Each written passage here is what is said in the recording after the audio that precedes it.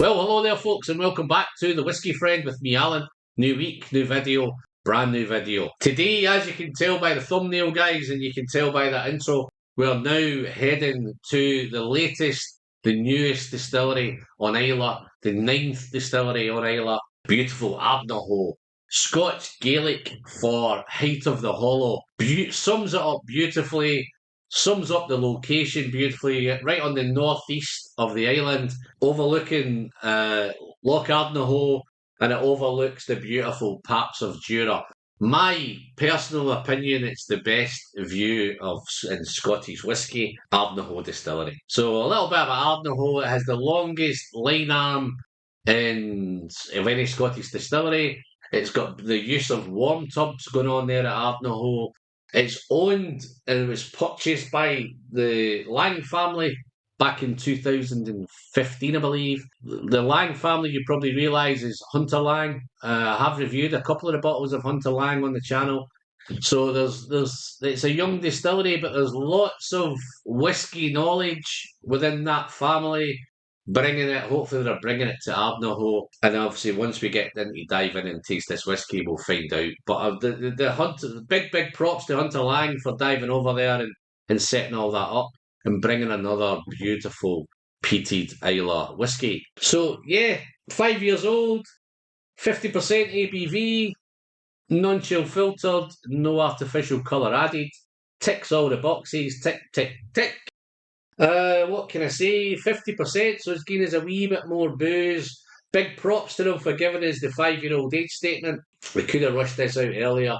They've taken their time, and I'm really looking forward to seeing what's coming next from ARDNAHOE. I know there's a couple other bottles planned for later in the year. This one, there's 70,000 bottles produced, and it's currently on release in the UK at the minute.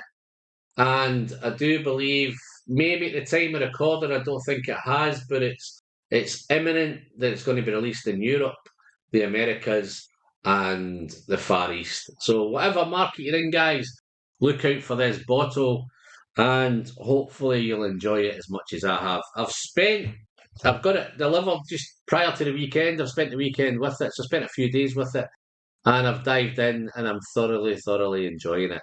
So I thought I'll bring this to you now, before I finish the bottle, because I think I'm going to get through this one quickly. Responsibly, of course. So let's get into it, guys. It's been covered up for the last hour or so. There's that beautiful peaty stuff. So, it's that sweet peat thing. It's that beautiful mix of peat smoke and fruit. Up front, it's ashy. It's bonfire smoke. It's Islay. It's a beautiful Islay whiskey.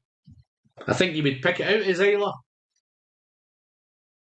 There's a little outdoorsy thing going on. Maybe some damp grass, mossy, damp stuff. There's a damp thing. But once you get past that, past the smoke, it's honeyed. It's fruity. It's a beautiful fruity nose. That sweet peat thing's beautiful. That sweet peat thing, that sherry in there, I'm not too sure how much other roses in there, but there's definitely a sherry influence. And then what I find with most peated whiskies, and a lot of Islay whiskies, I get that lemon note, that kind of lemon oil. And then there's a spicy element. It's quite spicy. There's that beautiful caramelised ginger going on.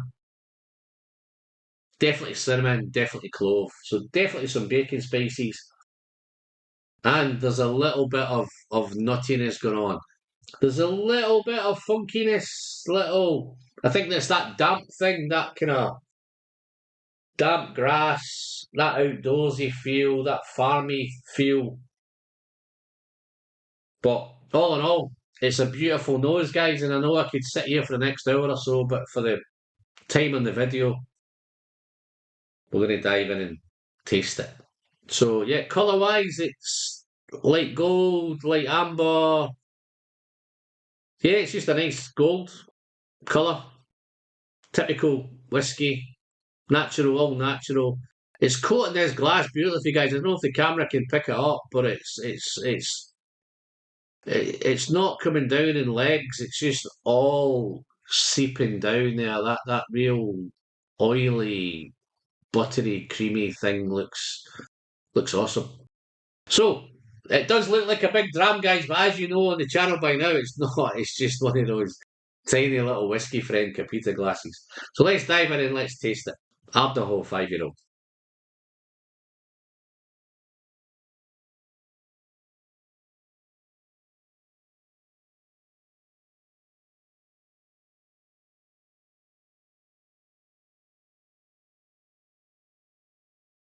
Okay.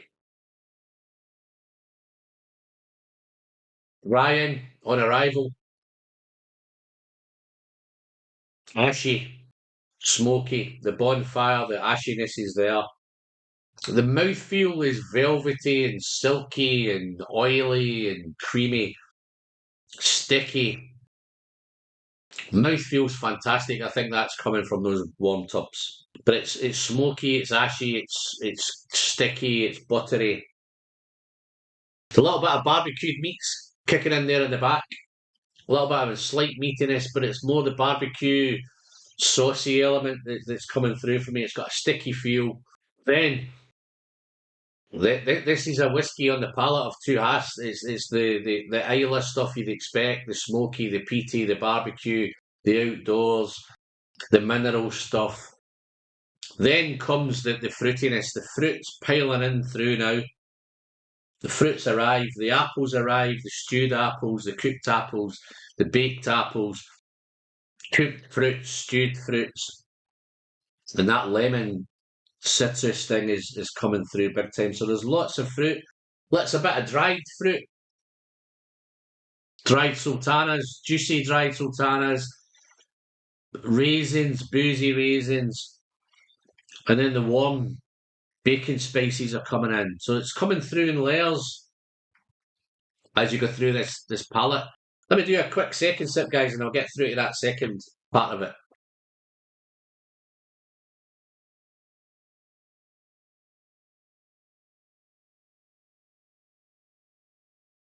Research, of course.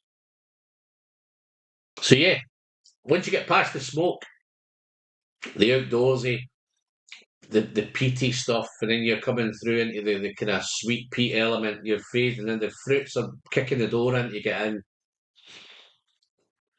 The apples, the stewed apples, the cooked fruits, stewed fruits. There's lots of fruit things going on. Predominantly apples, though.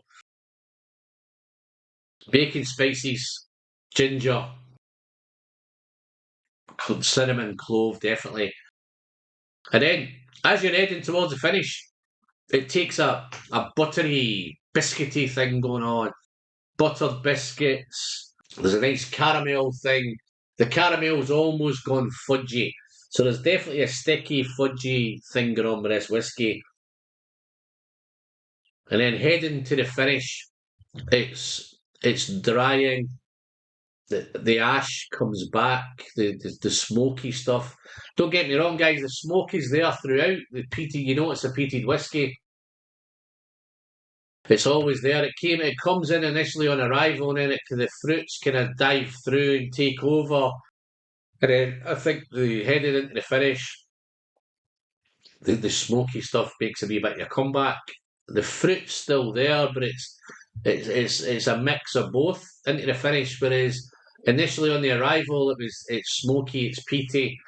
Through the mid palate, it becomes more fruity and apples and cooked fruits, dried fruits, all of that kind of stuff. The lemon stuff. And then it's a beautiful. One of the things that really, really stuck out to me, guys, with this whiskey is how beautifully balanced it is. It's beautifully put together, comes through in layers. The nose is wonderful. The palate is just taking you on a journey, taking you this way, the smoky road, and then it's gone down the fruity road. Beautiful, beautiful piece of work, but the balance is incredible. It's beautifully balanced for a young. Sometimes we get the young at 5 years old, they're a little bit hot.